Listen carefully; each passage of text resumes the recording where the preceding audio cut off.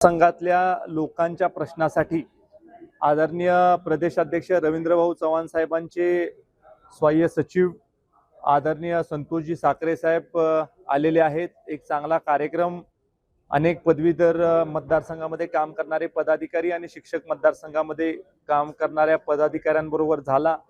अनेक प्रश्नांच्या विषयी चर्चा विचार विनिमय झाला।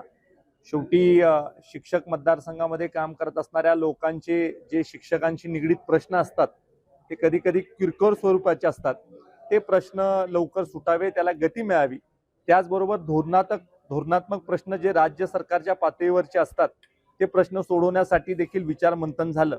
निश्चित या दौऱ्याचा फायदा या दोन्ही मतदारसंघामध्ये काम करत असणाऱ्या विविध जाणकार कार्यकर्त्यांना गती देण्यासाठी होईल आणि येणाऱ्या काळामध्ये सातारा जिल्हा हा महायुती सरकारच्या पाठीशी आहे आणि त्याचबरोबर शिक्षक मतदारसंघामधला आमदार निवडून देण्यासाठी, पदवीधर मतदारसंघामधला आमदार निवडून देण्यासाठी खारीचा वाटा हा सातारा जिल्हा उचलेल।